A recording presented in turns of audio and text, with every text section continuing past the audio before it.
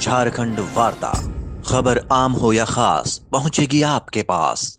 रंका भ्रष्टाचारियों ने सोचा था कि 2024 में नरेंद्र मोदी को प्रधानमंत्री नहीं बनने देंगे, लेकिन जब मोदी प्रधानमंत्री बन गए तो भ्रष्टाचारी घबराए हुए हैं और देश विरोधी ताकतों के साथ हाथ मिला रहे हैं। प्रधानमंत्री नरेंद्र मोदी ने अनुच्छेद 370 हटा दिया तो कांग्रेस कहने लगी कि कश्मीर में आकर 370 को वापस लाकर 2 संविधान 2 विधान बनाएंगे। ये बातें आज गढ़वा जिला के रंका अनुमंडल मुख्यालय के हाई स्कूल के मैदान में आयोजित परिवर्तन सभा को संबोधित करते हुए उत्तर प्रदेश के उप मुख्यमंत्री केशव प्रसाद मौर्य ने कही। उन्होंने कहा कि हेमंत सोरेन के नेतृत्व में चल रही झारखंड की सरकार एवं एक झूठ की ऑटोमेटिक मशीन है। इस सरकार के 5 साल झारखंड की बर्बादी, संगठित लूट, वादा खिलाफी और घुसपैठियों को संरक्षण देने के लिए याद किए जाएंगे। श्री मौर्य ने कहा कि आगामी विधानसभा चुनाव में बाबूलाल मरांडी के नेतृत्व में बनने वाली झारखंड सरकार में विकास की नई गाथा लिखेगी, जहां समाज के सभी वर्गों और तबकों को सरकार से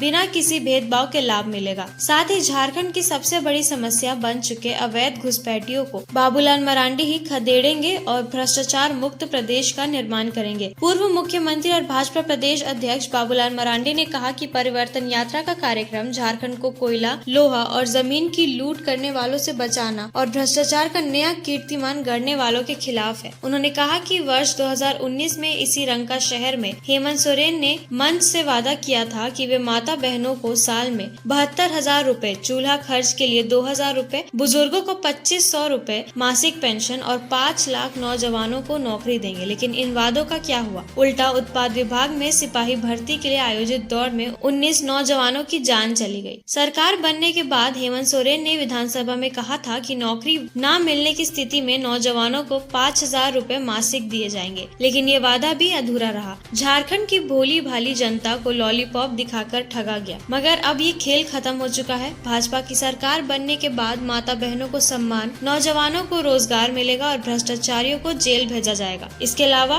गैर मजरूआ भूमि और भूमि डिजिटलाइजेशन की समस्या का भी समाधान किया जाएगा। सरकार बनने के बाद गैर मजरूआ भूमि का पट्टा आदिवासियों और उनके हकदारों को दिया जाएगा। इस मौके पर पूर्व विधायक सत्येंद्र नाथ तिवारी ने कहा कि झारखंड में आदिवासी और दलित समाज को सबसे ज्यादा नुकसान हुआ है। उन्होंने कहा कि गरीबों, आदिवासियों, पिछड़ों और दलितों की गैर मजरूआ जमीन जिस पर वे वर्षों से खेती बाड़ी करते आए हैं, उन्हें अब तक मालिकाना हक नहीं मिल पाया है। जब जमीन का कागज बनाने का समय आया तो अधिकारियों ने इन गरीबों से संपर्क नहीं किया और राजा जमींदार हजारों एकड़ जमीन के मालिक बन गए। तिवारी ने बाबूलाल मरांडी से मांग की है कि अगली भाजपा सरकार में इन गरीबों को उनकी जमीन का मालिकाना हक दिलाने का काम किया जाए। कार्यक्रम को सांसद BD राम, पूर्व विधायक सत्येंद्र नाथ तिवारी, सहाय और अलकनाथ पांडे ने भी संबोधित किया। कार्यक्रम में मेदिनीनगर विधायक आलोक चौरसिया, राजीव राज तिवारी, मुकेश निरंजन सिन्हा, जवाहर पासवान और मनोज कुमार सिंह समेत कई अन्य भाजपा के वरिष्ठ नेता उपस्थित थे।